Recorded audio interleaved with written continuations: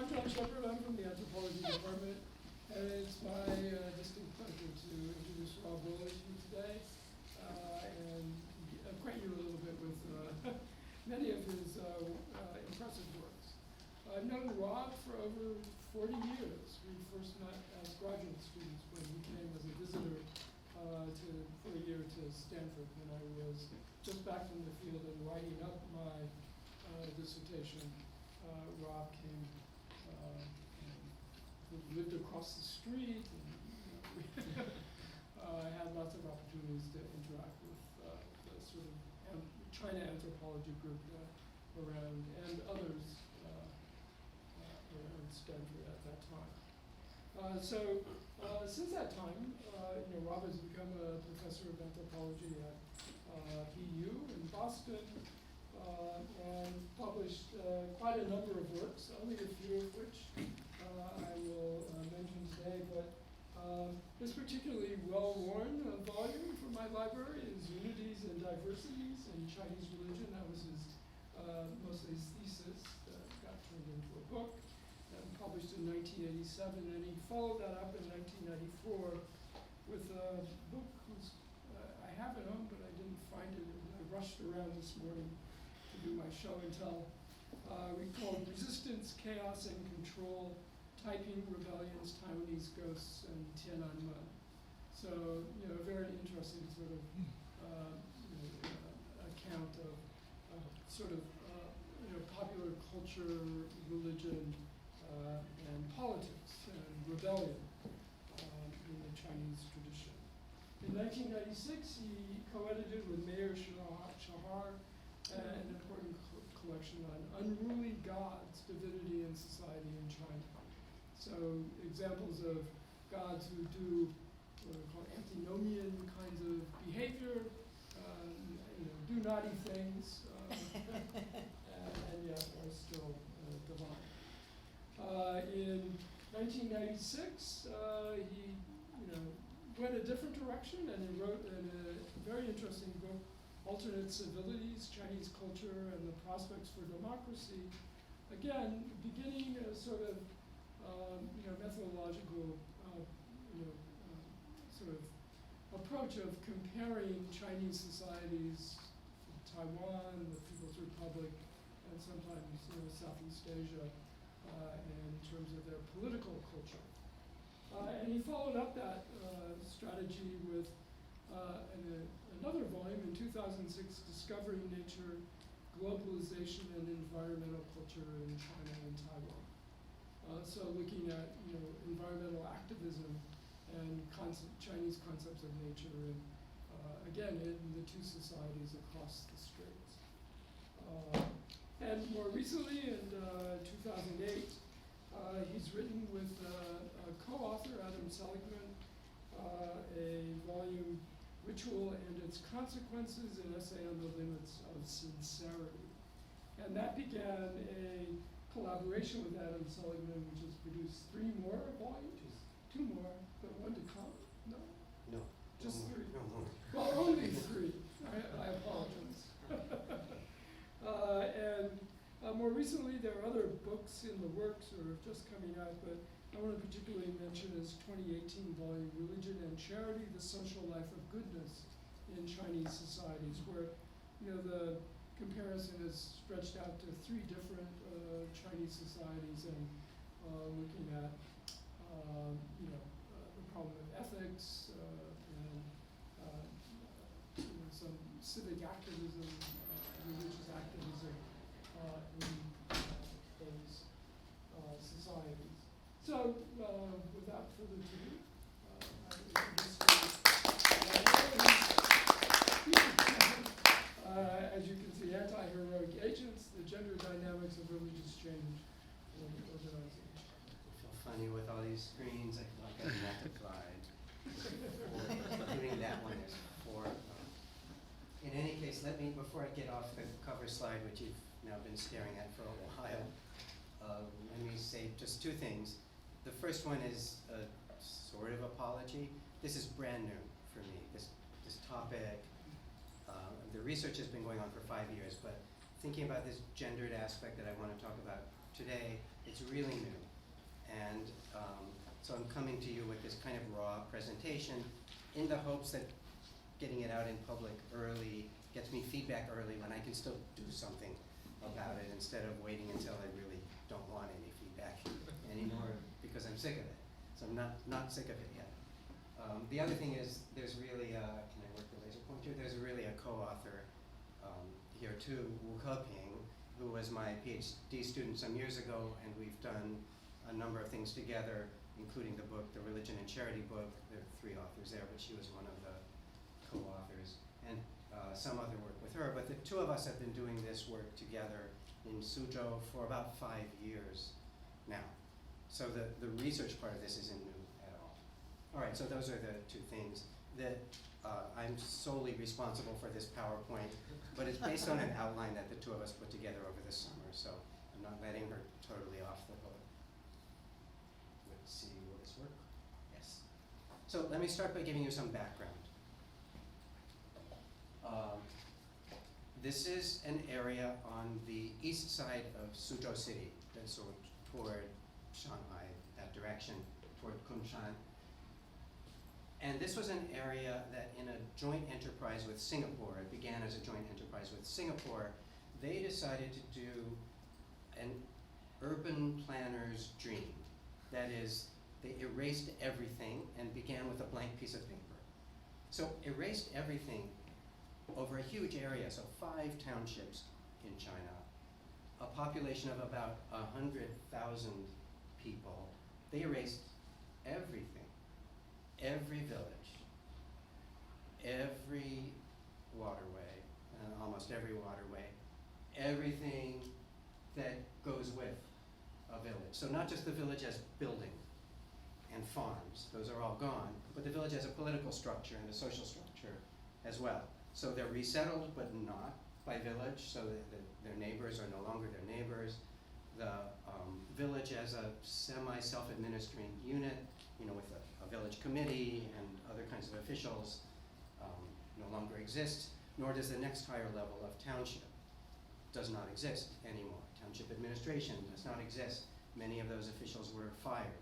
And of course they create something else instead, an urban political structure, but it's quite different.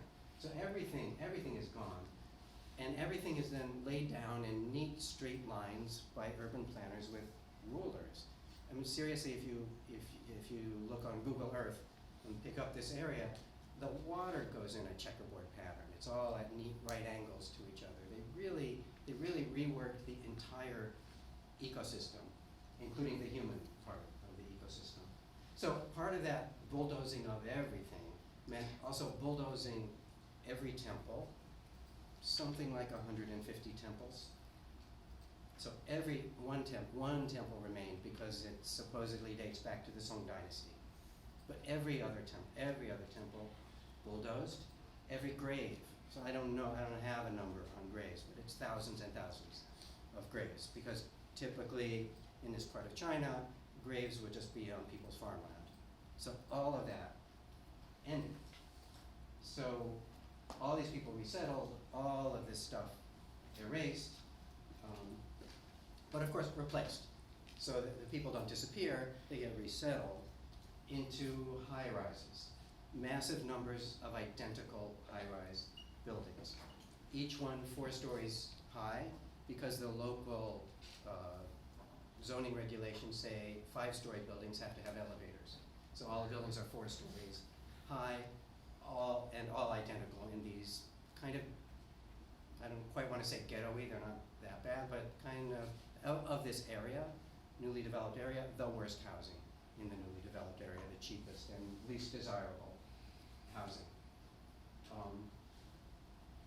Now what I've said so far isn't that unusual in China, this massive urbanization by taking over rural land. This is happening all over the country. The total bulldozing of such a large area and starting from scratch, that's more unusual. But what really attracted our attention to this particular area is that the government decided to retain religion. The communist, unreligious, even anti-religious government decided it was important to retain. And as it's the United Front Department of the Communist Party that's now responsible for religious policy. The associate director who's in charge of the religion aspect of their work said, so at first we wanted to build a really modern Western style city, no religion, because it's stupid, right? Why would we want that? And he said, so we tore down 150 temples, and then we tore down another 100, and then we tore down another 100. That is, they tore down 350 temples, but there were only 150 to start with. Why? Every time they tore one down, people built a new one. And he said, then we finally realized that this was not a really sensible procedure. We needed to do something else. So actually, some of the early-ish urban plans already have space set aside for religious uses. And what they've done so far, they may still build another couple of temples.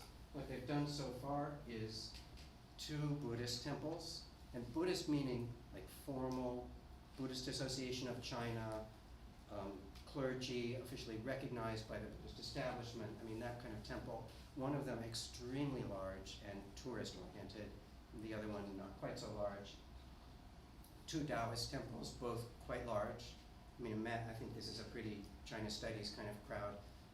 Just imagine any really large Taoist temple you've been in, that's basically what I'll show you a picture, but you kind of know. A huge Protestant church, seats 1,000, fills up twice every Sunday. And bear in mind that there were no Protestants in this particular area. In Suzhou proper, in the city, yes, but in this rural part, there weren't any Protestants. There were some Catholics, but no Protestants.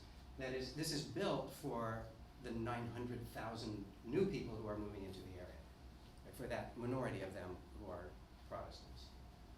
And all done with, not just with government blessing, but with government money and government supplied land. So that's what attracted our attention, and in particular, the Taoist temples, which the Religious Affairs Bureau, now the United Front Department, required to house all the deities whose temples have been destroyed. So these aren't your standard Chinese Taoist, there's like a Jade Emperor in there or something like that. They're not that.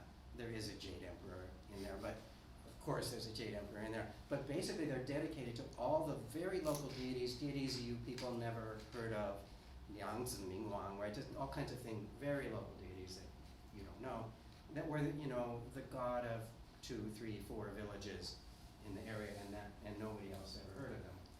Those. And I'll show you a few pictures later. So that's background to what I'm trying to think about, is that process of going from that kind of rural religion that those of us who've worked on Chinese religion or just lived in the Chinese villages are really familiar with, that very village-based kind of religion, to this situation where that's impossible. Remember, this is a part of China where tearing down a temple is not unusual at all. They've been tearing down temples since the 17th century in this area, right? All those famous late Ming, early Qing campaigns against so-called lascivious shrines, Yangtze, all of that, that's this exact area. And many of the deities that were being attacked then are still the really important deities in that area. But you just rebuilt the temple. It wasn't a problem. It was a problem, but it wasn't the end of anything. You could continue, and obviously they did continue. If you tear down not just the temple, but the village, and not just a village, but the village as a way of life, you can't reconstruct it. So it's that process that we really want to pay attention to in the work. Today's talk is just focused on one small piece of that, but it's about notions of selfhood, and in particular about gendered notions of selfhood. So, yeah, before and after. So as it turns out, the southernmost of these 5 townships, which was the last one to be urbanized, they only urbanized half of it, and the other half remains more or less as this place would have been. So it's like an anthropologist or a social scientist's dream of, you take one place and divide it in 2, and you urbanize one half and you leave alone the other half, and then you can compare them. well, I'm not doing that today, but except in this one slide. So you can see here, this is one of the villages in the part that was not urbanized. Very typical Sunan kind of village, well off, right? You can see big, nicely painted houses, and wet. This is the delta of the Yangtze River, right? So one of the great giant river deltas of the world. The whole history of this region is about water control, the fundamental driving problem of this area. So water everywhere, boats everywhere. Every family had a boat. Nobody had another kind of vehicle. There were no roads 25 or 30 years ago. There were no roads. So again, when you go home and look on your Google Earth map of before the urbanization of, say, the year 2000, 2003, you'll see all the villages are laid out along the water. And while there were roads by then, the villages are ignoring the roads because the villages all predate the roads. The only means of transportation was the water. You took a boat to go to your fields, and often you took a boat while you were in your fields because it was water crops. So wet, but so this kind of environment, and this is where they live now. Times I've forgotten how many buildings, 500 buildings identical to that one. So probably 16,000 people living in this one set of complexes, all together at the very southern end of this Suzhou industrial park, they call it. So that's the housing situation. These are the 4-story buildings I've talked about. And then temples on the bottom. This is a village temple from, it's not from that village, but from that area. And except that it's super dirty, it's typical. It's right by a kind of big road, I think is why it's so black. But it's typical, so it's small, and just for scale, it would probably fit between the 2 pillars of that temple. So it's just, it's just a room. It's just a room, and it's anonymous. There's no way from the outside, unless you peer in the door, there's no way from the outside you identify it as a temple. That was very typical because temples are torn down so frequently. But they're all over the place. So this official figure of 150 temples torn down, I actually think it's too low, probably a lot too low. Anyway, that's what they look like, and that's one of the new ones that they built, or that's one hall of one of the new ones that they built. So they're really quite large. These new temples are quite large. All right, so that's the new temple and this one in particular is the focus of the research that we've been doing for the past 5 years. So I like to think like, okay, so having read the literature, what do you think would happen if you urbanized a place like that? And so here's some speculations, which I think the talk will end up showing are partly true, but completely insufficient to understand the situation. So one is there would be a move toward a kind of official Buddhism or Taoism or both. And the reason for that is that village kind of temple-based religion is impossible. Right? So if you're going to continue a religious life at all, those are by far the closest kinds of alternatives that are available to you, and it's what the state is encouraging by building these new temples for them and sticking images of their old village gods into those temples. So that's really the point about once the village is gone, you cannot reconstruct that old pattern. It has to be something else. And the obvious thing to step in is Buddhism and Taoism. That's really, that pressure to move in that direction has very much increased just the last couple of years. So those of you who know about this are probably aware an early attitude toward all of this, say Cultural Revolution, was it's all feudal superstition and it should go away as soon as possible, the faster the better. And that gets replaced. They move away from that. And 10 years ago, the strategy seemed to be intangible cultural heritage, right? Now, if you're intangible cultural heritage, that takes you away from the bureaucratic realm of the Religious Affairs Bureau, or the United Front Department now, into the realm of the culture affairs people. The policy the last few years has been, no, we're not doing that anymore. we're doing something else, we're going to Buddhify or Taoify folk religion. So that's going to be the direction. So all of this cultural heritage stuff, they've stopped doing it and they've undone a lot of what they had done in the past.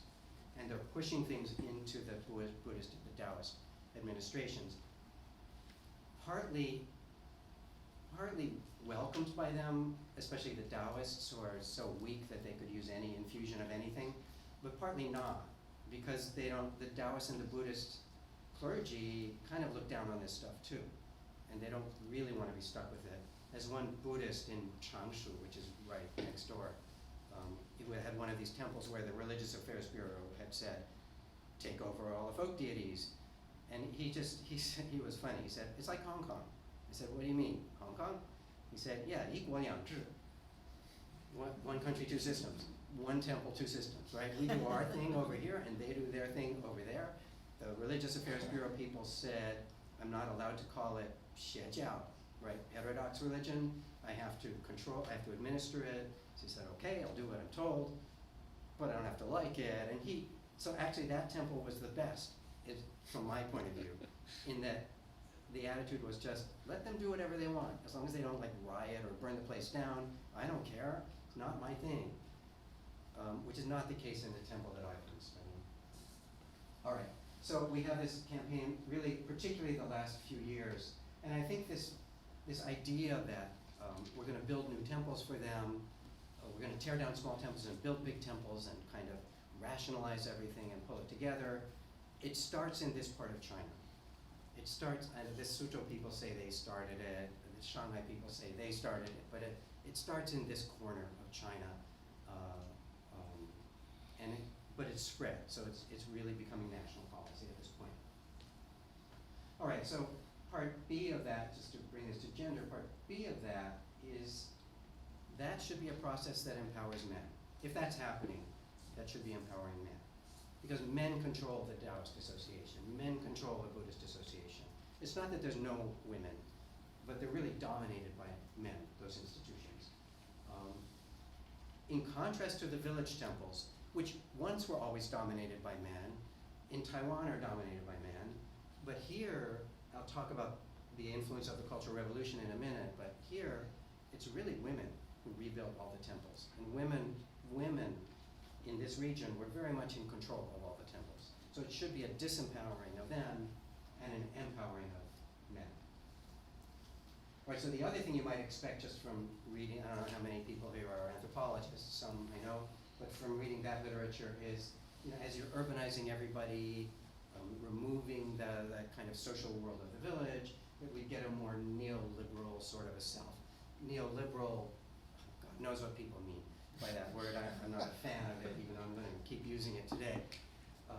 But neoliberal meaning a sort of a rational thinking, choosing self, an autonomous, rational thinking, choosing self.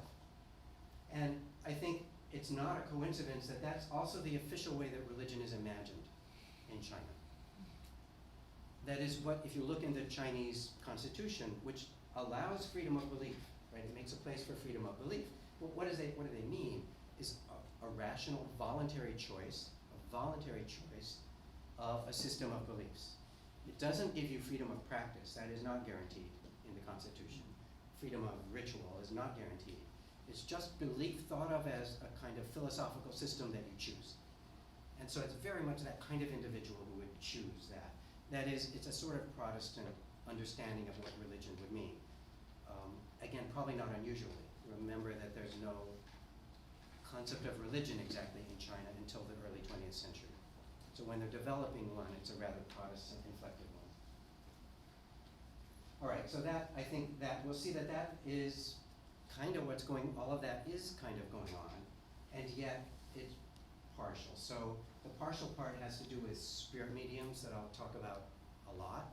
It turns out that tearing down all the temples is really good for spirit mediums. They don't need a temple. Everything else needs a temple. Spirit mediums don't need a temple.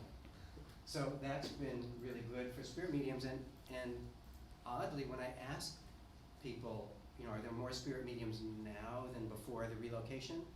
And the answer is, everybody agrees is yes. Of course, there's no real census. I can't do a real number, but everybody's subjective feeling is, yes, there's more now. In fact, they say there's two periods when they've really increased. One is the relocation, the other one is the Cultural Revolution. Like, what? Cultural Revolution, the worst time to be a spirit medium. And they did horrible things to some of these people. Why? And they all give the same explanation. If you tear down the gods' houses, they have no place else to go except our bodies. That is, you tear down temples, you get an increase in spirit mediums. All right. What I want to argue is really based around notions of agency here at the bottom. That rather than just being a kind of neoliberal agency, I do think that's going on, but we have multiple forms of agency. I'm going to talk about two. One that I'm calling anti-heroic, I'll explain that, and the other one that I call disciplined when I made the PowerPoint. Now in my head it's cultivational, but let me leave that mysterious for the moment. I'll be back to it soon. Okay, so mediums, I just put a couple of quotes from spirit mediums on the right. I won't read them, you can read them yourself. But I want to go back to a kind of before relocation situation, but this is true before or after. This particular slide is true before or after. The image of mediums in this part of China, more than other parts of China, is mediums have zero agency. And that's really the point I want to make with this slide. Mediums have no agency. They're forced into it, they do it involuntarily, and of course, while you're serving as a medium, you have no agency. You're not there. It's your body, but it's somebody, it's the God's mouth. The God's using your mouth. It's the God's words through your mouth. And that's the usual way they talk about it. They say the God's kaiko. They open your mouth. They open your mouth. So it's involuntary and it's miserable. So we've probably interviewed 40 or 50 spirit mediums, and there's only one story that they all tell. And if you're an anthropologist, you've seen this story in other parts of the world as well. But they're horribly sick. Doctors can't help them. Western doctors can't help. Chinese doctors can't help. Spirit mediums try to help the usual ways you heal from ghost attacks or something. And then somebody says, oh, it's not something like that. It's really Guan Yin or fill in the blank God is demanding that you serve them. You have to. And what's the reaction? The reaction is always no. I'm going to hide. I'm going to run away. I'm not going to do it. So these people talk about being sick for years. So Auntie Wang this talk is actually going to be just one case really, and Auntie Wang is one of the main players in it. I'm calling them Auntie just because that's what I call them. Auntie Wang was sick for 4 years. As Guan Yin, the sweetest one, right? The goddess of mercy, the nicest deity in the entire universe, was pounding, like she felt like it was pounding nails into her joints. So, and Auntie Leah, another one talking about how she resisted for so long, and her daughter, her niece was describing what it was like to see her aunt just covered with blood from resisting. So you're forced to. This is very different from Taiwan or southern Fujian, where they're trained. Mediums are trained. These people all say you cannot be trained, nor can you inherit it. Nobody is a medium because their father or mother was a medium. Nobody is a medium because they discipled themselves to a master. You cannot become a medium that way. So you can in other parts of China. Here, you cannot. You can only become a medium because a deity takes over and shows you how to do it. Now, in practice, do they get trained? Yes. So you can see older mediums kind of guiding younger mediums. But the ideology of it, right, the way they insist on talking about it is, I have no agency. I can't go find a teacher. The God takes me or doesn't take me. And then at the extreme of no agency are various stories of gods actually killing people. So, I don't know, I just was so taken aback when I first heard this story. But one old woman talking about how powerful Guan Yin was when she first started possessing her, and that her husband, we would always ask them, like, what did your husband think? Which, the translation of that is, you're not supposed to have sex after you become a spirit medium. So what did your husband think is a sort of way that you can ask about that without asking about that. What did your husband think?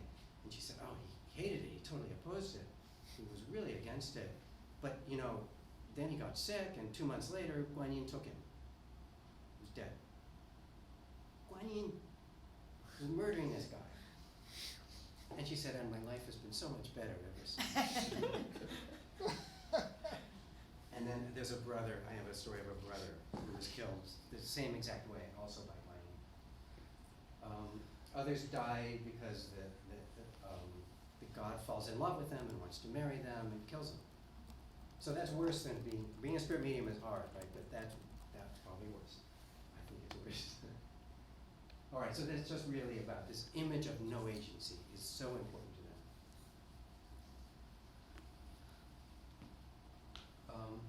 So now the Cultural Revolution, and I think there's a real feminization of this kind of religion in the People's Republic because of the Cultural Revolution.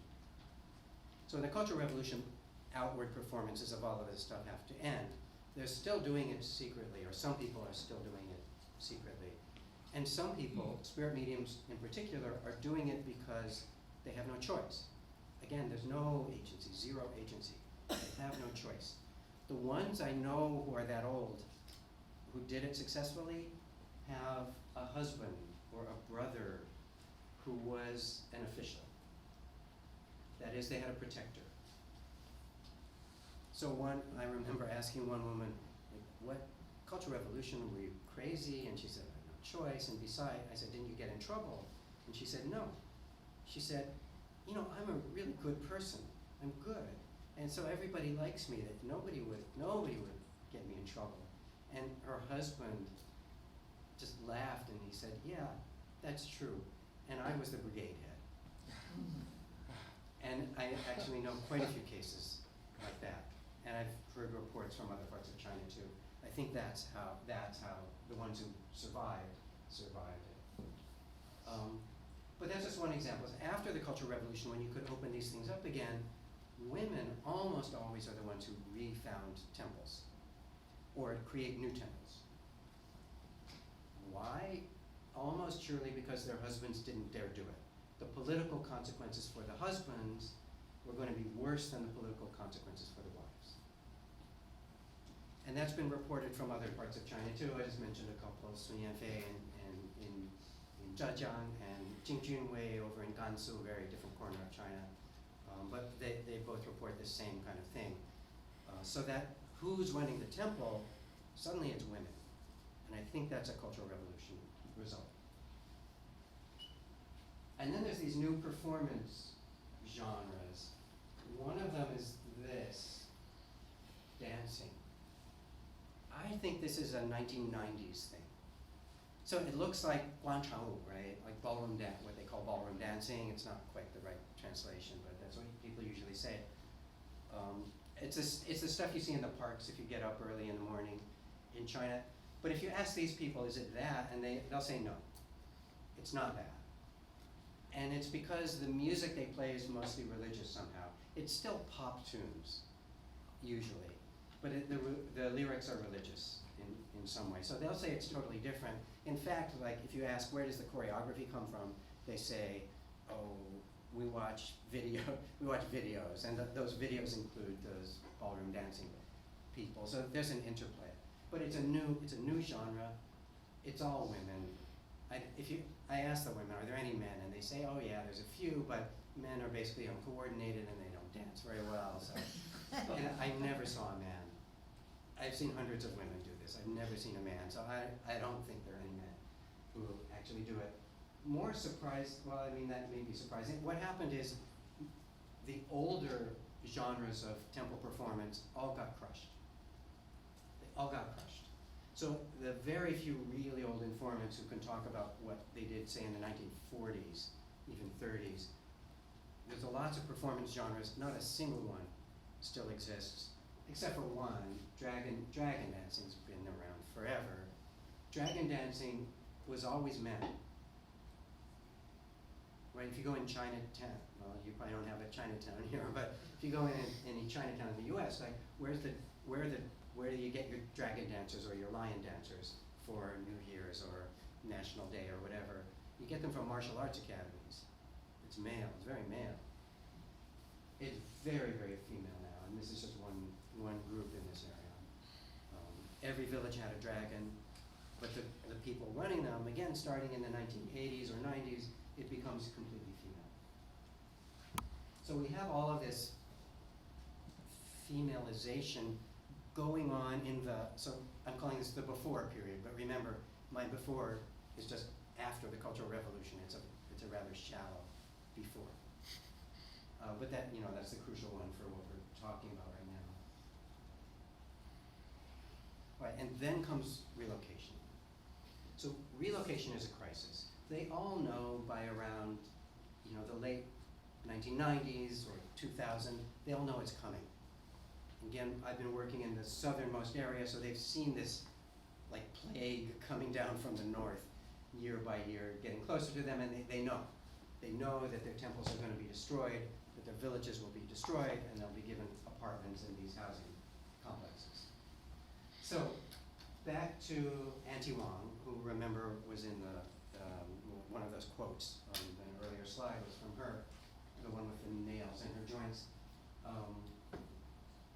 She was the main spirit medium for a rather large temple. They still use the Cultural Revolution terminology to describe those villages. So brigades and production teams. So a production team, more or less a natural village, and a brigade, what would have been an administrative village, a bunch of natural villages. So this was a temple that served at the brigade level. So a bunch of villages, 7 or 8 villages probably, all went to this temple for some of their rituals. And it was called the Stone Guanyin Temple, Shi Guanyin. So this is a group, the crisis is coming. They, just like every village, they know the crisis is coming. They don't know what's going to happen. They want to protect their social lives and their spiritual lives. And a number of these villages do the same maneuver. That is, they find a man to put in charge of the temple. In this case, it's a man named Chen. So why Chen? So Chen worshipped, he burnt incense, as he would put it. He burned incense, but he wasn't like super devout or anything. He was a guy, but he was a very capable guy. He was smart.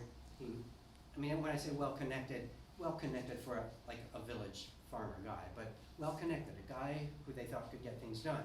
Unlike an illiterate spirit medium who didn't have the right kind of network. So if you need to go to the Religious Affairs Bureau and say, spare my temple, for instance, the spirit medium, what's her power? Her power is to be Guanyin or whatever deity, in her case Guanyin. Well, that's not going to work, right? You can't do that. Nor can you go to the Taoist Association and Guanyin says, you shall preserve this temple. Not going to work. You need the guy who knows how to play the political game. So they do that, and then I mentioned there's one other one, a guy named Qin and a different spirit medium, Anti-Wu, this one.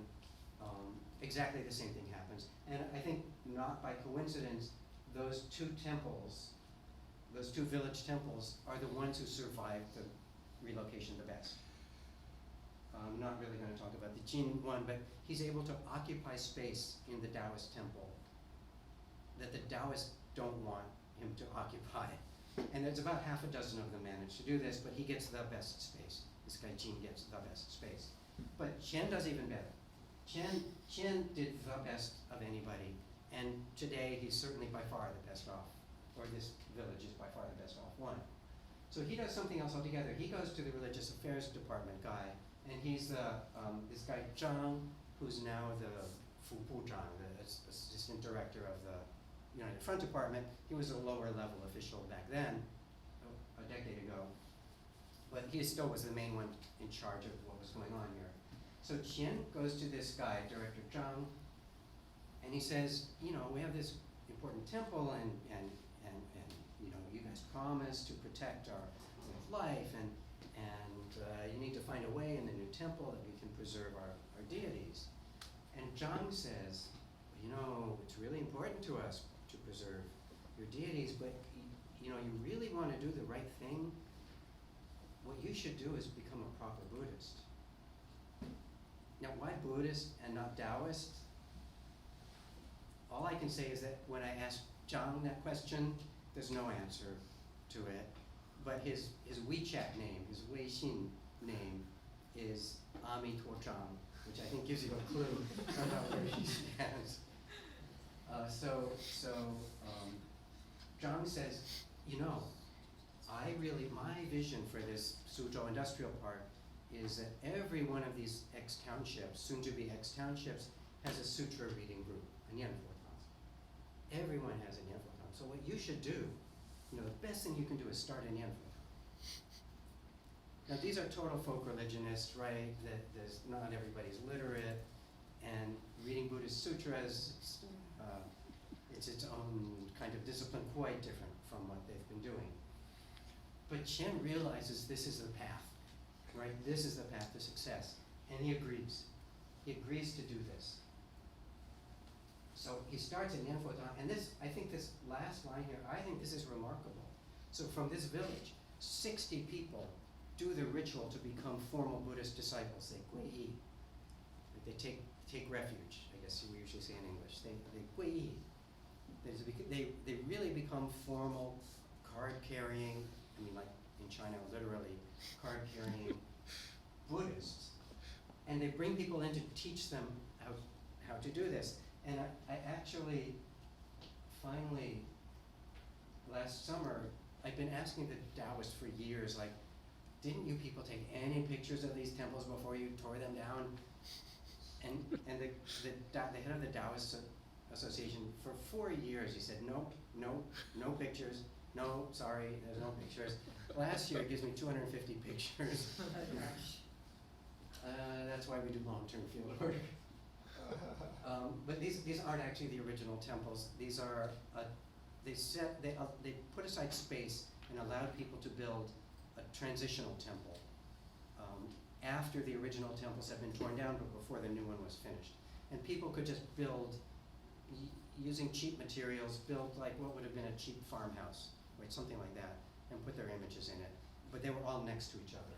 So this is one of those spaces, and this has to be one of the very early incarnations of the Buddhist recitation group. So they're there. This is actually the same event, but I think they had the men sitting on one side of the room and the women sitting on the other side of the group.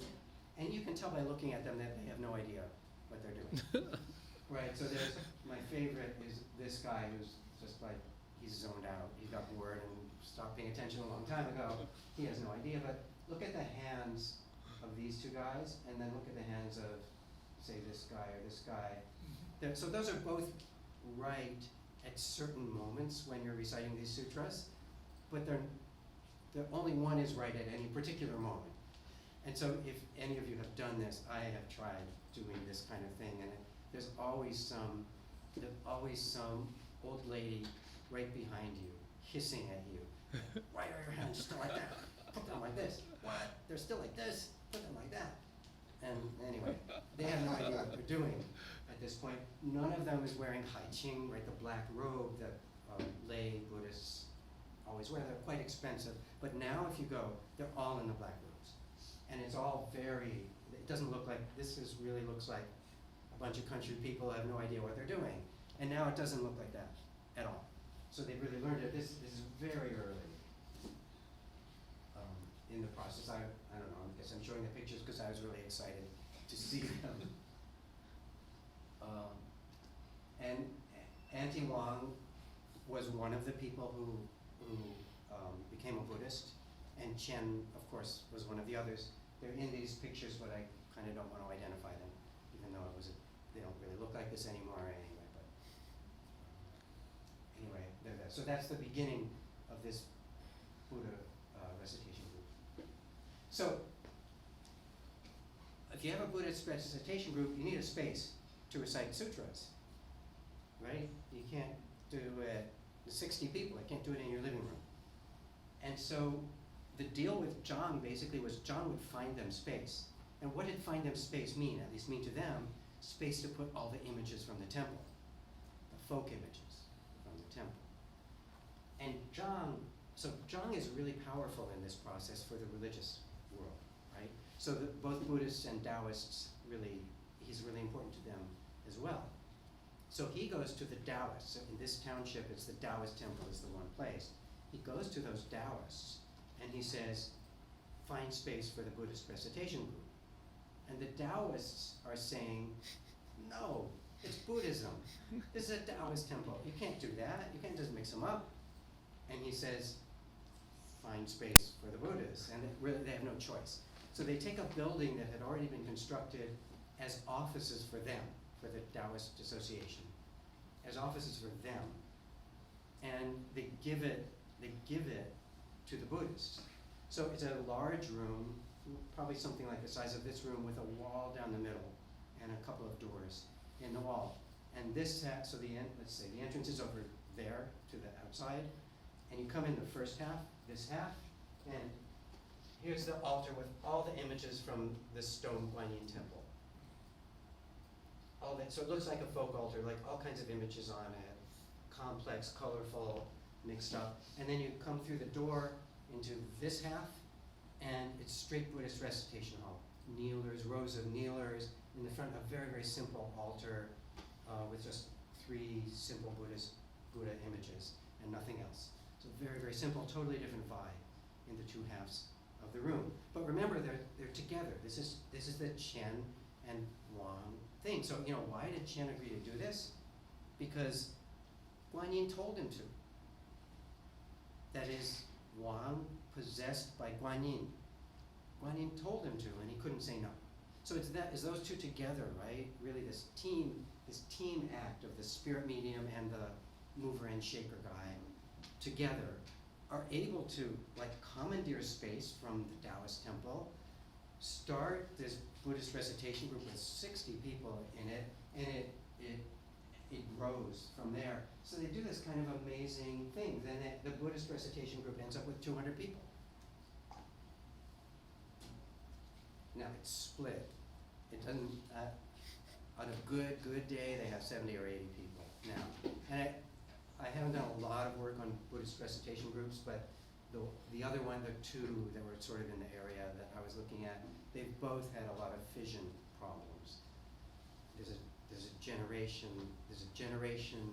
fission, there's a education fission, and mostly there's just an image of what kind of Buddhist we want to be.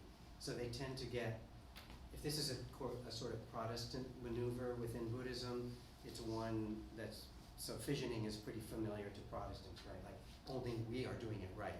No, only we are doing it right. We're going to split off and start a new group. So there's been a lot of that. But the group is still quite active in 70 or 80 in a place like this. It's quite a few people. The leadership, totally male. The membership is probably like that early photograph that I showed you still. 60-40, with 60 being women, 40 being men, but for a religious kind of group, that's a very high male representation. I'll show you in a second what a busy day at the temple, the Taoist temple, looks like. It's almost all women. So leadership is entirely male. The other group I know about, the other one in the next township to the north, also male. The leadership is male. So relatively speaking, the membership is rather male and the leadership is entirely male. All right, so this kind of fits, the story so far kind of fits my what would you expect to happen. It kind of fits that, right? So why this Buddhification? Because the government was really pushing, right? The Zhang director, Zhang is really pushing them to Buddhify themselves. So they're currying favor with the male head of the religious affairs department. They're currying favor with the male leaders of the Taoist Association. Right? It's gendered and it's political. And the leadership is male. And then there are other things going on too that I'm not really going to take the time to talk about much, but I told you the Taoist temple was set up on the promise that we will house all your little local village gods, right? And the Taoists, and they did. So the Taoists did a sort of bad survey of all the village gods. And they recorded their names, which wasn't easy because people don't always know the name, don't always have a name for their deity, but they recorded names of deities, and then they carved new images for all the deities. So you can see all those images, that's it, you know, an earth god, an earth god, an earth god, an earth god. They're all done in the same shop, in the same style, the same size, dressed in the same clothes. Their faces are all different, right? So the iconography is not identical, but all the same. So that was the idea. And the Taoist's favorite word was rationalize. He rationalized all the images, right? So that they all become the same size. He finds out the real name. If, you know, village, my village says, well, we worship Yangtze, so we need our own image of Yangtze. And his village says, well, we worship Yangtze, and we need our image of Yangtze. And the Taoist's response is, are these people stupid or what? There's only one. What do you need two images for? It's just copies. There's only one. So this, again, think about it. It's a totally different image of what a cosmology is, right? For the Taoist, there's a God. There's one God. It has an identity. There's no reason to have multiple images, or multiple images are merely images of the one real thing. For the villagers, there are no images in the sense of a reproduction of something.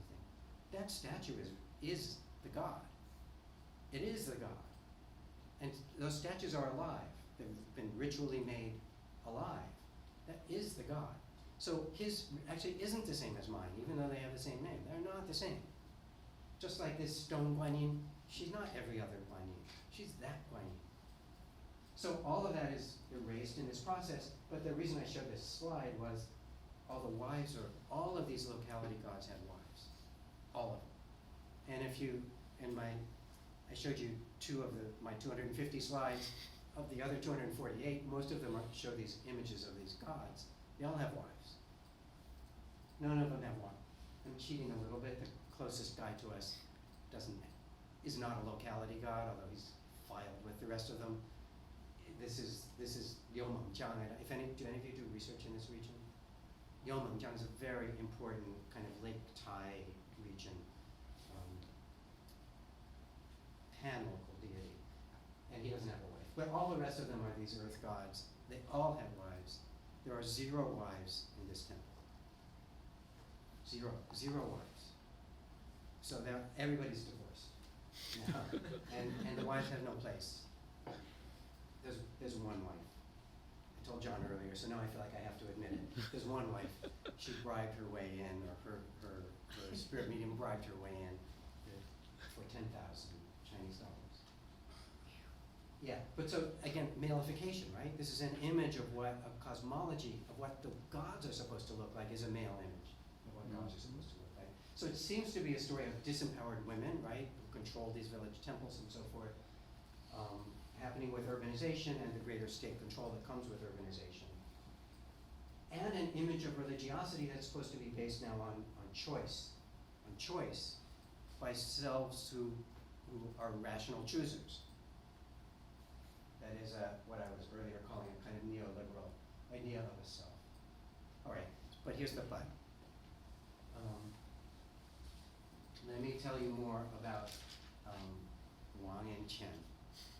So it's actually it's not such a happy story as it sounded like in the previous slide. They had a falling out. And so my first introduction to what was going on was 2 years ago on Guanyin's birthday. So this big thing in the temple has one room that's kind of empty that they'll rent out to people, local religious leaders who want to do a ritual for their deity. And there was something exciting happening in one of them, precious scroll recitations, lots of people, it was very lively, and it turned out to be Chen. So that was the first time I really spoke with Chen. And among the many things he wanted to tell me, the most important one was not to go to the Buddhist recitation hall this day. So he's very proud that he was like the Buddha recitation hall guy. But I shouldn't go there. So why shouldn't I go there? Because they were doing this bad thing over there. they were doing the celebration for Guanyin's birthday, but it wasn't proper Orthodox Buddhism. It was folk stuff. And folk stuff shouldn't be happening in the Buddhist recitation hall. So he wasn't opposed to folk stuff, right? He was doing folk stuff as he understood it. He was doing it in the Taoist temple room that he had rented. And that was okay, because it wasn't in this like sacred Buddhist space. It was okay to do it. But what she was doing, Auntie Wang, what she was doing, which was this separate celebration in that space, and she was doing it in a half, the Shi Guanyin was this half, right? She was doing it in that half, not in this half, but still, for him, it was one space. And so he said, don't. So, of course, that made us go there. He forced us to go there. And her followers are saying, oh, those Buddhist recitation people, they're such jerks. Don't listen to them. Right? Such pain. So obviously there had been already for a couple of years a big falling out. And the main reason at that point was they had split. So now, right, you saw the picture of Auntie Wang in the Buddha recitation group, right? If you say, have you taken refuge with Buddhism to Auntie Wang? I mean, I have said it more than once to her. And she'll say no. Or she won't answer. She's not an easy informant, this Auntie Wang. She won't answer, or she'll say no. And then other people will say, oh, come on, yes you are. Yes you did. Because she did, right? I mean, you saw the picture. She's in, well, I didn't show her, but she is in that picture, trust me. She did, but she's broken with them. And when she broke with them, she took a bunch of people with her. She took 20 people with her. And then she says that, and Chen says that too. And I said, is it 20 people from your original village? And they both say no. That she was so charismatic that she was able to take a bunch of the other people that had joined the sutra group as well. So she broke apart, she took a big bunch of these sutra people away from the sutra reading group. Not just away from that sutra reading group, but away from sutra reading as a thing to do. And I think for Chen that was just as bad as damaging this particular group. And she's good, or rather, Guanyin acts really powerfully through her. She has quite a big reputation, and people will come from all over. I mean, all these spirit mediums say that about themselves. Oh, people come from Wuhan, people come from Lanzhou, like all over the country. And it turns out to be their next door neighbor's cousin, right, something like that. But she really does. I mean, I met people coming, not from that far away, but people coming from Shanghai or something, paying her a lot of money to be healed or whatever. So she's been really successful and has this big group. So that's one thing that's going on. That's one kind of feminization. That is, the spirit medium path is not a dead end at all. She's able to really develop her network that way, and she's not the only one who's able to do that. At the same time, in the temple itself, you can see there's a movement away from these earth gods, locality gods, partly because everybody says they're totally confused now because they don't know what village is what. Like, they've all been combined, and the spirit mediums don't know how to speak for those gods anymore, toward the non-place-based deities. So who are the non-place-based deities? Guanyin, who's not just national, but any East Asian place, Guanyin is important, including the diaspora. In this area, the other one that's almost as important is this deity called Taimu. It's written in both of those ways, so I put them both down. So anybody know Taimu? She's so important in this area. So you might know the Wutong, these evil deities who were in the early, when all those temples were destroyed in the late Ming or late Qing, it was those were the biggest target. This is their mom, right? She's the mother of these nasty deities, and she's pretty gangstery herself. She's an interesting character, but she's pan-regional. So she goes, again, all through the Wu dialect region, actually. She's quite important. So it's these pan-regional ones, but also female. It's the female one. So there's a third important pan-regional one, a male. Actually, the one I showed on the slide, and I said, the one I said, he's not really an earth god. That guy But he's not nearly as important now. He's not, you don't see a lot of mediums to him. He's not, if you hang out in the temple itself on a big day like this, the mediums are concentrated in the Guanyin, where the Guanyins are, and where the, feel free to ask me why there's a Guanyin in a Taoist temple, but where the Guanyins are, or where the Taimu statue is. So that there's a kind of feminization of the deities themselves, who have become more predominant after the relocation. Women dominate in numbers, and I got sick of searching through my disorganized photographs, so I just grabbed this one, and I realized it's a man, like the central figure is a man, but everybody else, right? I dare you to find another man. Right, it's all women, so these are mostly those dancing groups. So this was, I think this was Guanyin's birthday, but it's his own major day like that. Right, and then mediums are multiplying, I already talked about that.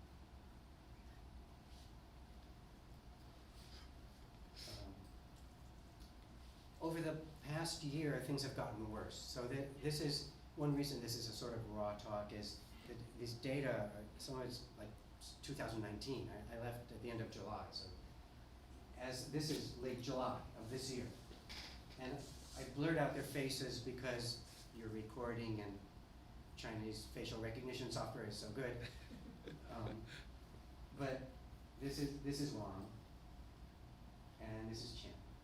So Wang is doing her thing. What is Chen even doing in here, right? The year before, he had his own ritual going in the temple, and he's saying, don't even go near that place. So what's he doing in there? The Taoists got like all fundamentalists over the year in between. And they said, you can't do this stupid folk rituals in our Taoist temple anymore. You can only do rituals where you hire Taoists. But for them, if you don't hire precious scroll recitation experts, if you don't do that, it's not a proper ritual. So he couldn't do the ritual in the temple anymore. He had no choice but to come back here and worship, and he did. It was a like bizarre, creepy kind of thing. But so it's her and all her followers in here doing this big ritual with the Shenzhen, with the recitation of these informal sutras, whatever you call them.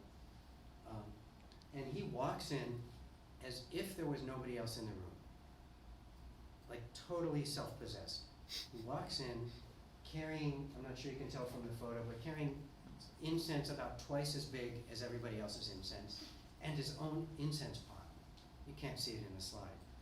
And he makes a little space, and he puts down his incense pot, again, as if there was no one else in the room, does his thing, puts the incense in the pot, and leaves, again, as if he's not in the room. And meanwhile, she is staring away from him. And I have to say, she has this very scary, stony face at the best of times. And I was a little sorry to blur it out because the face says a lot in here. But it was just such an awkward moment as they're forced together. More awkward because other stuff had happened. So Chen is increasingly frustrated by her and unhappy with her, and he's written back to the United Front Department saying to Zhang, this guy, Director Zhang again, he's petitioned him formally twice in writing, saying you have to make this woman go away. And to which Zhang's reaction is, if I ignore it, maybe this whole thing will go away. So he's not answering. He hasn't answered these letters. And it's months in the case of one letter and years in the case of the first letter. And meanwhile, because Chen could no longer worship in the temple, he tried doing it in those resettlement apartment complexes, which means burning stuff, right? Burning paper money mostly. And she called the fire department on him. Like not some disbelieving neighbor, right? She calls the fire department on him. So like this feud is, why? Because she knows that he's petitioning against her. This feud is just getting uglier and uglier. So it's a very unstable situation. I don't know what's going to happen. to the whole thing. The only reason that altar still exists is because it's a Buddhist space within the Taoist temple. Had it been a Taoist space, they would have taken it down as they took down every other informal altar. That's why I say this is the one that's done the best out of all the altars. It's the only one still standing. So what we have is, between the two of them, between the Chen and Wang, we have really two visions of the relationship between religion and agency, quite different, and partially, I think partially, not totally, partially gendered. So I've been talking too long, let me try to wind this up. So one of the patterns that I think we have is men taking over these official spaces. So as the urbanization process forces people into official spaces, it's advantaged men, as long as they're willing to go along with the government's vision of what religion is supposed to look like, from the Taoist temple to the sutra recitation hall. And yet, every time you make a set of officially defined spaces, you create an ambiguous zone in between the spaces, right? Every time you make two categories, you make a fuzzy space in between the two categories. Right? Every time you fill in a missing link, you have two new missing links. So and it's women who are finding the ways to occupy that space. So in a sense, maybe it doesn't even matter how much you delimit the permissible spaces, there's always a way to find the edge. At least so far, women have been quite successful at finding those edges. I just wanted to say briefly, ambiguous spaces, but not necessarily marginal spaces. So we have some literature on spirit mediums about how they're ostracized, right? And there is something weird and scary about the idea. These people are not ostracized. They're very much parts of families who love them, parts of communities who both support them and rely on them. And while some of them seem like they still suffer a lot from doing this, a lot of them are like really comfortable in their role at this point. And these tend to be, I think I do this because I like these women. They're like powerful as personalities and interesting as people. And so they're not marginal, but in ambiguous spaces. So back to agency. So we have this literature leading us to expect a neoliberal self. It's promoted by the Chinese government's understanding of religion as something voluntary, based in individual belief and choice. So always something that you choose. That's why you can't proselytize a child, because a child can't choose. We also have this literature outside of China, mostly on they call neoliberal urbanization. It's not usually about gender and not usually about religion, but it is about this kind of idea of a self. And where we see it in religion, this book by Atiya, I don't know if any of you know this work, but she calls it pious neoliberalism, trying to look at that in the religious realm for Islam in Egypt. Muhlbach's is about Catholicism in Italy. She coins a different term, but they're all trying to get at this using very much that neoliberal kind of optic for it. So that's one kind of agency that I think is not entirely right, but that's what a lot of the literature points us toward. The spirit medium literature points us in a different direction, but maybe not as different as it appears, and that's the spirit mediumship as resistance. It's a kind of resistant self, right? So these women who reject the system, think of, probably many of you know Ai Hua Hong's book about Malaysia, right? Or more classically, I Am Lewis or Janice Body, both writing about Africa, West in one case and East Africa in the other case. It's not can you call it resistance if you have no agency? What kind of resistance? Resistance is a weird word to use for that. So there's certainly power, but there's not exactly agency. And I feel like in some sense, neither the sutra reading groups, nor the spirit mediums fit either of these pictures very well. So what's the last slide? Let's take the two separately. So first, the Buddhist spirit medium groups. So yes, there's all this choice, right? There is this choosing self involved in that. It is kind of the government's idea of how a religion is supposed to work. On the other hand, what are you choosing? You're choosing something that completely disciplines yourself. You have to become a vegetarian, right? The more serious you are, the more vegetarian you become. You're restricted in your dress, particularly when you're doing these recitations, but it affects all your life. So when we're talking at lunch about this Tzu this big Buddhist movement in Taiwan, it's very much about the micromanagement of the body. Wear your seatbelt in a car. Sit like a bell. Just sit in this very quiet and calm way. How you eat, right? How you use your chopsticks. Just everything micromanaged like that. So it's highly disciplined. It fits much more with a discourse of cultivation, xiuxin, in China, which is a traditional thing. It's not a modern thing, but there's obviously a very strong modern appeal of that. Really big in China now for people to take up all kinds of cultivation. The traditional Chinese ones, calligraphy, guqin. There's this whole fad for learning guqin, that Chinese zither or whatever you call it. So those non-religious kinds, but also non-Chinese things like yoga, right? These things, but all this, the very cultivation, highly disciplined thing. And I think that appeals to both genders. And we're seeing that in the sutra recitation groups. The spirit mediums is something else, right? It's about being disciplined by an outside force maybe, but it's not about self-discipline. You lose yourself, or it's about giving up a self. You cannot be, these women cannot be heroic agents. Heroic religious agents in China get crushed.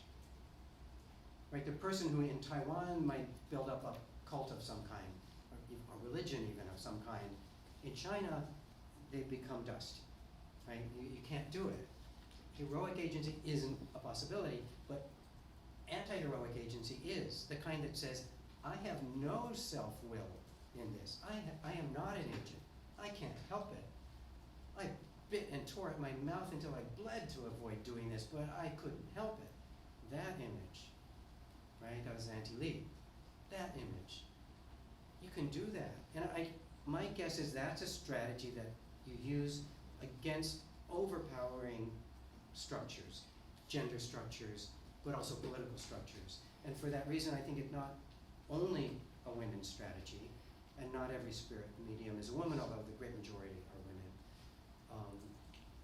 It can be a male strategy too, but it's really based on these hierarchical power structures that rather than fighting, you move around them this way, you sidestep. And that, I think, is the key to what's going on here. So in the end, if I were to tie it to a broader anthropology literature, maybe something, I don't know if any of you know the Ilana Gershon piece on neoliberal self, which is a critique of the idea of neoliberal self, where she's trying to push us toward looking at multiple epistemologies of self in modernity, multiple ways of acting, of being an agent in modernity, not just that neoliberal one. And I'd say it's a contribution to that kind of direction in what's going on. So let me, I think I'm done. Yes, I'm done. Thank you.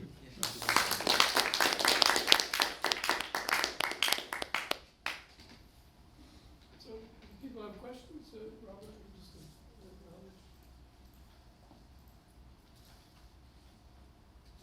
Yeah, I was curious what you think is the future for deity worship, generally speaking. Do you see like these kind of more local deities just becoming the relic of history? So here's two directions. So I don't know is a basic Sure. answer. Here's two directions.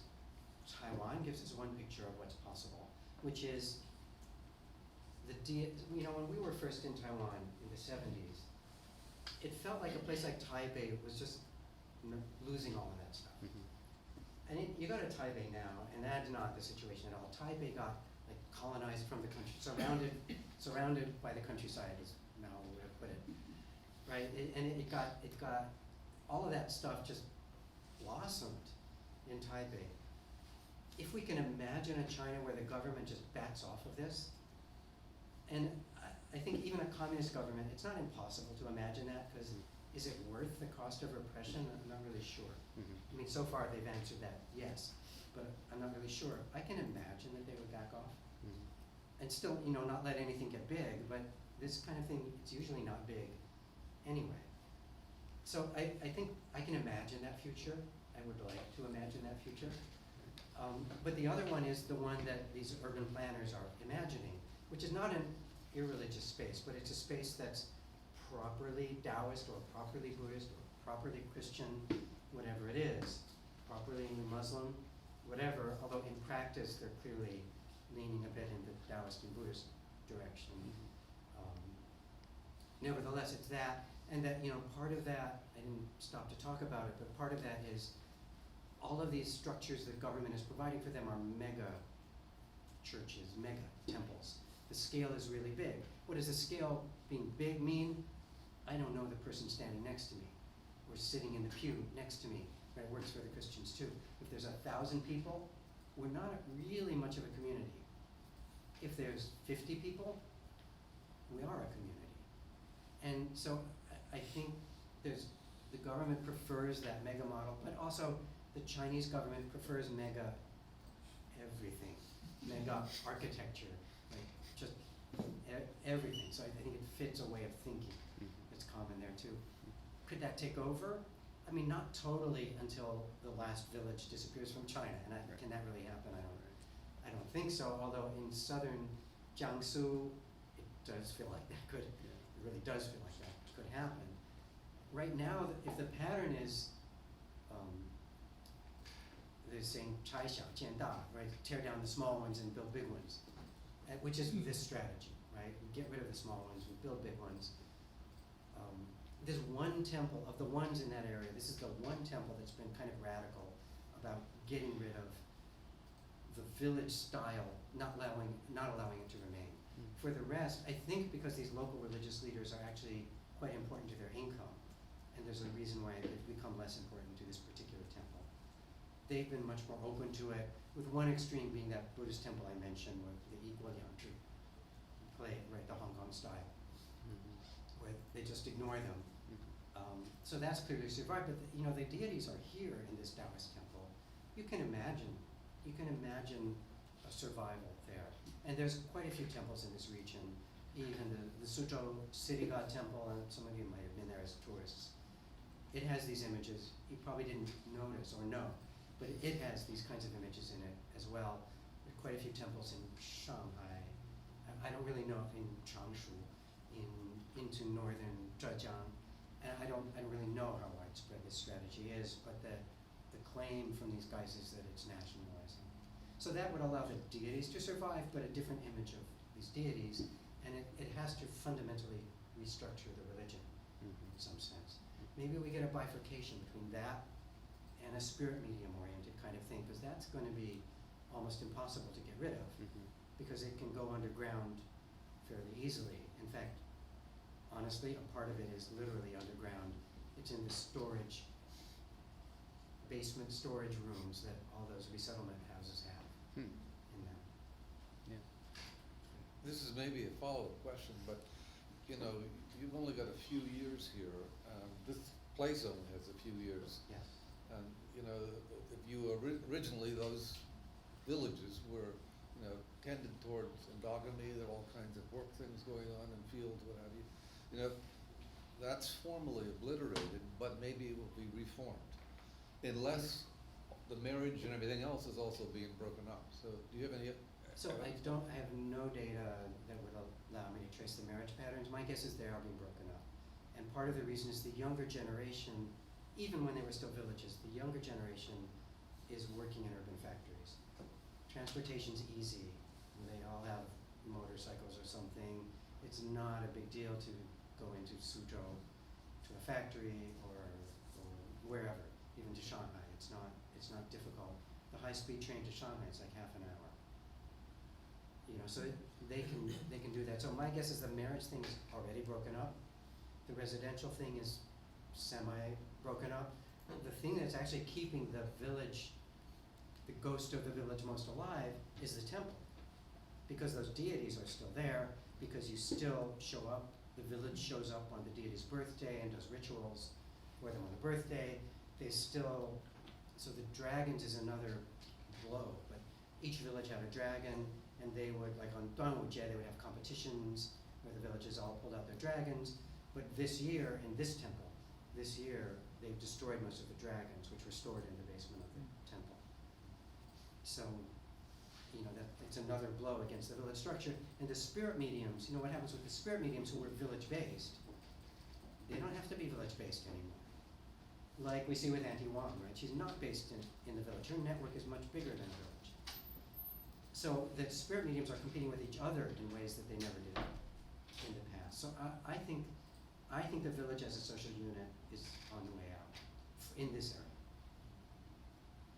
I think you answered most of it, but when they resettled the people in these houses, they didn't, apartment buildings, they didn't settle them by village, they just. Not strictly, although there do seem to be focal groups where some of the village people are together. So first, you got issued apartments based on how much land you had and how big your family was. So some people got 2 or 3 apartments. The result of that is half, maybe even more than half of the apartments in that complex are rented out to migrant laborers. Because why migrant laborers? Because people need them, and this is the worst housing, so it's the cheapest stuff. And a lot of those basement storage rooms are storing migrant laborers. Wow, okay. Or sweatshops or stuff like that. There's way worse things than spirit medium altars going on in some of those rooms. So your neighbors are likely to be not local people with whom you don't even share a language. And you, I think you said this already too, like Auntie Juan, her followers are not necessarily from her village anymore, they're from. Right. Okay. I think there's still a core that's her village, but clearly, just from me talking to people who showed up at that altar, were plenty who were not from that village. I just wanted to share an observation that in your telling of the story and this concept of power without agency. Yeah. Auntie Wong, it seems, and you use the word strategizing at the end, and thinking about her various seemingly willful and agentive acts, like taking 20 followers with her, Yes. or frowning upon Chin as she decides whether or not to allow him to conduct his folksy stuff in her space that only she can provide, or calling the fire department on him. And also the clue about these women feeling taken over at first, but then kind of settling in and getting more comfortable with the fact that they're being Yes. possessed. And so I wondered if maybe they may start out as having power without agency, and Yeah. then like any institution, once it becomes I think settled. that's a really good question that has worried me, because I don't have a really good answer to it. I think even that, so yeah, when she calls the fire department, she's obviously being an agent when she does that. That Guan Yin did not call the fire department. Right. Guan Yin said, Chen, you're taking over the temple, but Guan Yin did not call the fire department. She called it, Wang called the fire department. As for frowning at him, she frowns at everybody. It's just her. It's her. But the point But is she's, she yes, you're controls right, that but she's acting as an space. agent when she does that, and a lot of them, they're clear, especially the ones who are successful, they're kind of proud of themselves, which is to say, they feel like it's not just a duty they owe to the deity, they like to be special. They like to have this power even though it's not their power exactly. Nevertheless, they're gonna talk about it as if they have no agency. So I think there's something more complicated than what I said in the talk. I do think there's something more complicated going on, but it's not simply that they imagine themselves as an agent. It's more messy than that. They insist on talking about themselves as not agents. Even though they're clearly, just the same way I said, they really are getting trained, but they insist that there's no training. And I think that's related. Yeah, and after the Cultural Revolution, you talked about women having less at risk. Yes. And I wonder if that also has to do with their sort of operating through men, as the more Yes, visible agents. no, I do. This operating through men, you can see it in other things too, like the alternate civilities book that John waved around back here for a minute. There's actually a lot of gender stuff in there as well, and so partly you see business women shoving their husband out in front because he has to go drinking and karaokeing, and she can't do it. But it's her, it's really her. So this idea of using a man as your proxy, and I think that's exactly what Wang was attempting to do. But the problem is because she had to choose a really capable man, she lost control of the man. Mhm. In the other case, Jin, although he's a sort of worse man in some ways, right? He's the wife-beating guy, or I was told that spirit medium who made him into the guy running the temple told me he beat his wife. His wife didn't. Which, well, I mean, it's not an easy thing to ask, so I didn't ask. Or rather, well, it's a long story about method of doing research. Two people doing fieldwork together is a sort of interesting methodological story, and it relates to wife beating. God, where was it? But that, that idea that the men, just anytime you use a proxy, there's a danger that the proxy gets out of your control.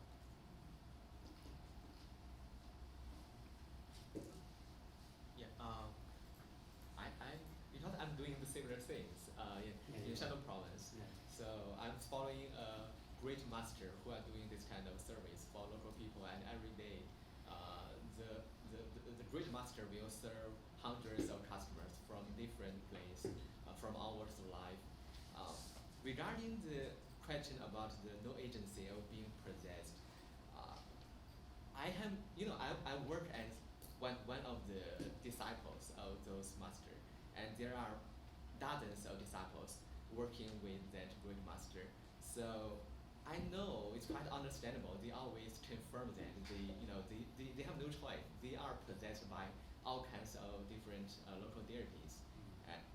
But it's so obvious that we are under training of that great master. I mean, there can be a disparity between what they say and what they practice, right? Yeah. I mean, Exactly. So the first time I had this was a very similar thing. It's one of the first spirit mediums I talked to was in Changshu, not exactly here, but close. A male who had a big network like this. So he was a very successful one, and he had a bunch of disciples who themselves got possessed, but that it was a network. But he told me in no uncertain terms that you couldn't disciple, right? That you couldn't do this. And yet there it was. And that, he was, who taught you how to do this? Guan Yin taught me how to, the Buddha, for him it's Shakyamuni, and Shikyamuni taught me how to do this.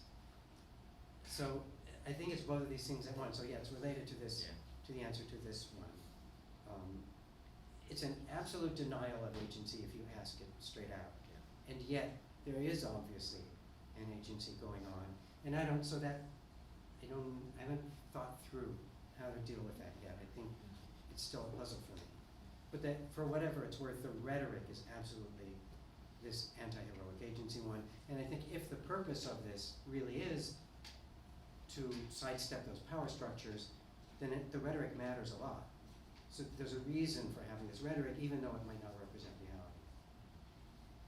And that also helps explain why you don't have that rhetoric in other parts of China, like Taiwan. But I think you do. I mean, I think the denial of agency is fundamental to the possession and the performance of spirit. So at the moment of possession, you have no agency. Yes. Of what they're, what they're claiming to But be in the Taiwan, you best can God. choose to become a spirit medium. It's in that sense people have agency. These descriptions of southern Taiwan temples that have classes. And some people do well in the classes, and those become the village spirit medium, and some people drop out. Right? I don't know if you know, Lin Weiping has this book. It's actually one of the few things on spirit mediums in cities, but she traces them from the countryside, or she really talks a lot about the training that they go through, and then follows one to the city where it becomes more like this kind of a person that you just talked about. But so for them, training is very much part of how you become a spirit medium. But you're right, of course, the moment of possession, there's no agency. But even in the case of training, aren't you it's a selection process in which you're either acquiring the ability to dislocate yourself and make room for the possessing spirit. So you're sort of acquiring, it's like hypnotism. I mean, there's this kind of disengagement of ego and It is, so that's the process of possession is really about substituting a self for a deity self for a Right. human self. But the process of learning how to do it, I think that's where the difference lies. Those Taiwan people choose to learn. And there's this big group in Taiwan where like everybody can be a spirit medium. There's several now. It's really popular in Taiwan right now. And that's like, anybody can be a spirit medium. You just go, they teach you how to do it. That's the shtick of this particular group. And that's totally different from how these people talk.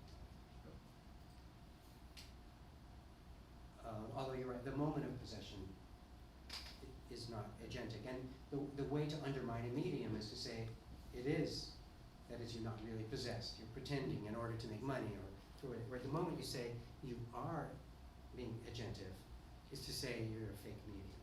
Yeah, so that part's true. I think the problem is in the difference is in the training and these stories about gods just demand you. The gods demand you to be an agent, and you're sick for years, or demand you to be their wife or their son, or adopted son, and they kill you. I never heard those stories in Taiwan. Yeah. I think,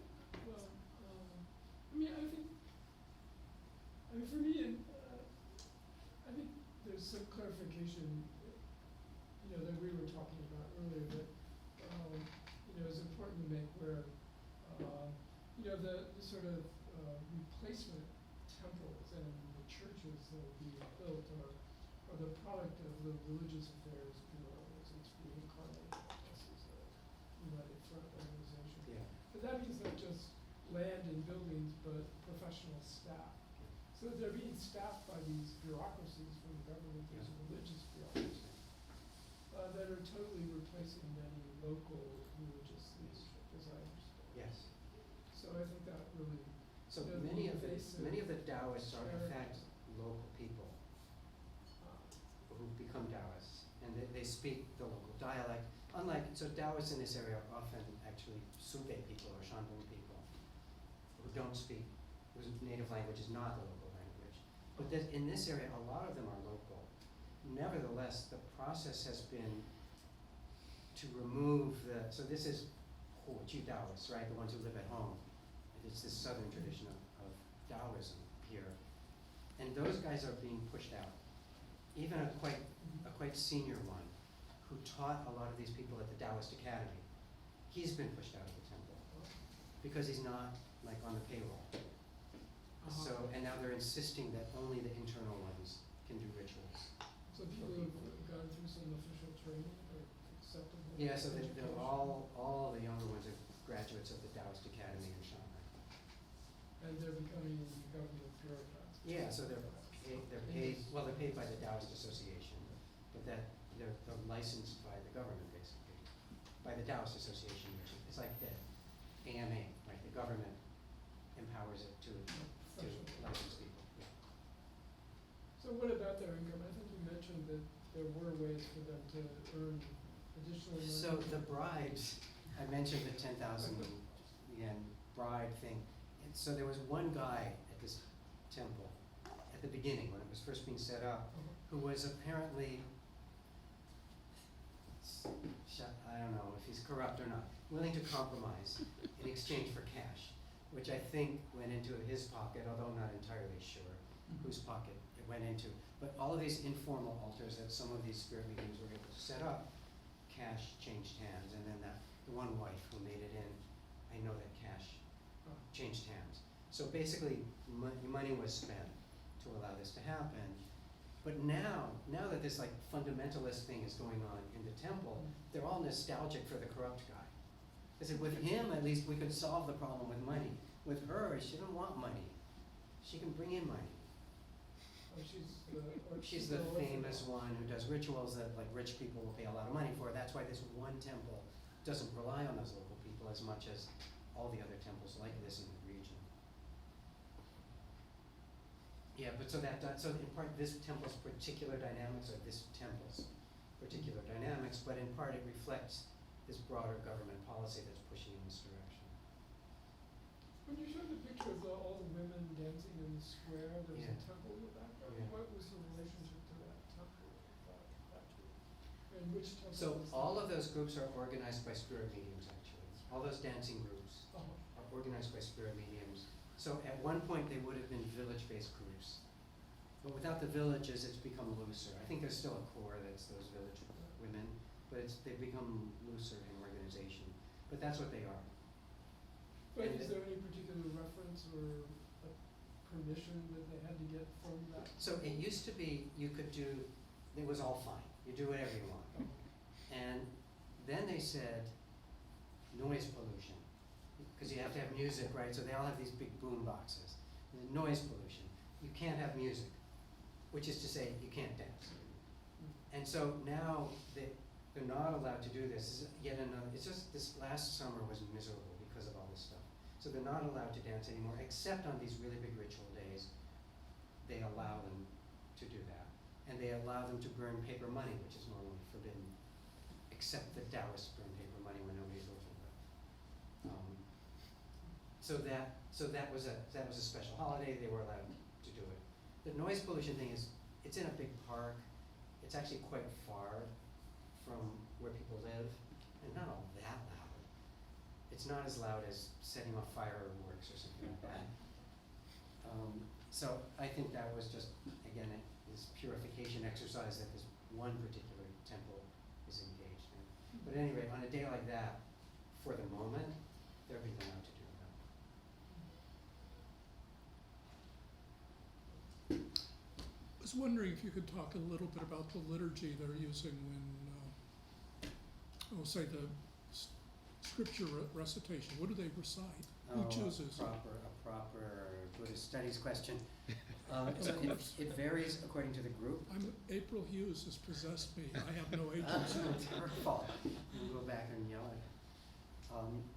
This particular group seems to specialize in something, and it's in my notes which one it is, but it's standard Buddhist canon, one of the more popular, Yangtze or something, one of the more popular sutras, and they seem to just do the one over and over. Yeah, one of the things that strikes me is that a lot of the temples I've gone to in both China and Japan, what they're reciting are apocryphal scriptures. They're things that pass as Indian but are written in China. Oh, well, that certainly could be, because these guys have no idea about apocryphal Yeah. scriptures. So, And it's April's my local expert on what And counts it's as the apocryphal and stuff what that doesn't. talks about the importance of filial piety, honoring your Yeah, so mother. there's all kinds of stuff, and so I'm not sure if this is, Yeah. if this would count as an apocryphal scripture or not. It might, and yet it's kind of recognized in the canon. So they're being told, unlike the precious scroll recitation people, where those really are kind of, in some of these areas they call them xiaojing, little scriptures. Oh, okay. And the Buddhist canon ones are big scriptures, but they're Buddhistoid, but not.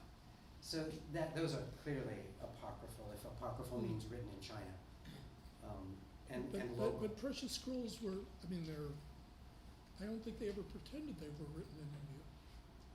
No, usually they don't. Yeah, But I there's everybody understands it to be a Buddhist genre. Well, Including what was the it? C. Taoist Birkenkamp, I think, describes them as Taoist Buddhism or something like that, Buddhist So Taoism. whatever you wanna call that mixed up stuff. But the thing, like this Buddhist Sutra recitation group, obviously they had no idea what they were doing at the beginning. They brought in monks from regular temples. So So it's really the piety that matters, not the content. to them, and in particular, these kinds of Mianfor groups, it's not, they're not studying sutras, they're reciting sutras. Yeah. It's a ritual act. And it's not, I don't know if you've probably seen these groups or joined these groups maybe. It's fast, it's very rhythmic, it's chantish. Yeah. And you're not supposed to, I once said to somebody, because I used to try to do this, when I once said to somebody, it's so hard for me because I don't read Chinese as fast as you people, and it goes by so fast. And she said, "You're doing it wrong. If you're trying to understand it, you're doing it wrong." That is, studying sutras, that's a different thing. We do that too, that's a good thing, you should do that. But it's a totally different thing. This thing is reciting sutras, it's a different exercise. So that's what this is. So is there a sense of I'm building up merit? Yeah, oh yeah, absolutely. The other, just a comment, more than anything, if you look at new religions of Japan, they follow a very similar pattern. A female possessed by a spirit or whatever, eventually it is rationalized and the men take over. Yeah. And now there's a little bit of a pushback, and they're trying to put women back into some of the positions of authority. So we'll see what happens, but that's not an unusual. So around the same time, you start getting things like that in China too. Some of them influenced by Japan, some of them not obviously. Guangdao was probably the one really big in Taiwan, but all around it was really big on the mainland before it got crushed out. And it's still kind of secretly not that small. But that was women. That was a lot of female leadership at the beginning, and then it becomes all male leadership. It's not that weird. Shakers, right? Mother Anne, and then it becomes all male leadership after a while. So that's not an uncommon pattern. This person, Sun Yanfei, she's written about three main trends: Buddhification of religion in China. So she's writing about, she uses a pseudonym, so I guess I shouldn't say, but Northern Zhejiang, the same cultural region. Buddhification and feminization of religion. And part of the drive of Buddhification, she says, is the women founded these temples and then their husbands want to take over. And in an attempt to prevent their husbands from taking over, they go get some monk, because even that is better than their husband. And that hasn't really happened in my area, maybe because of the relocation. Is there any move towards a hereditary system? In hereditary In other words, for the spirit the mediums? spirit-possessed woman, the child, will be the next leader. So, no. Again, remember the rhetoric of this, which is that's not how it works. Only the gods can make you a spirit medium. In practice, so I don't know enough genealogies of these people to say this with any confidence, but I know several where there's clearly families where there are a lot of spirit mediums in the family. So one of the important ones here, her father was an important spirit medium. Her uncle, aunt, I forget, was another one. But even she will say it has nothing to do with losing your family. You don't get it that way. And if you look at who's the next one, for the older ones, they're starting to think about who's going to take over for me when I'm too old to do it. Because that's like the only way, or the two ways of getting out of being a spirit medium, because you're forced into it, right? One of them is you're so old, you're bad at it, and God doesn't want to use you anymore. He lets you go, they say.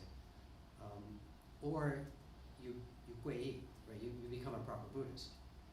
And then you go report to the God that that's what you want to do, and you ask permission. But that's like the only way that you can get out of it.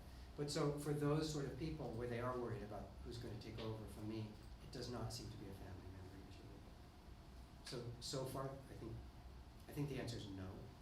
But I guess growing up in a family like that maybe makes people more open to it. Or I don't really know. It may make their disciples more willing to say, yeah, your son is good at this. So, because there's the term, they use different terms, it's kind of confusing, different terms covering different ranges of this. The most common one right now is this shantou, incense head, which they explain as you can read from the head of the incense stick, the ash that's left, you can kind of read the future from that. But most of the people called shantou can't actually do that. Don't try to do that. And in fact, not even the spirit mediums don't always do that. Some of these so-called shantou are like, they lead pilgrimages, and they don't do anything else. Or they organize these annual birthday rituals, and they don't do anything else. For that, like the pilgrimage, you can inherit that. That is, just like I buy his dental practice and I buy his customer list at the same time, right? You can, so if your father was that kind of a shantou, those pilgrimage people are going to come with you too. Whether they stay with you is a question of whether you're good at it or not. And I think to some extent that works with spirit mediums as well, but a follower, like my main disciple, can pick up my my other followers too. I don't think it has to be a daughter or a son.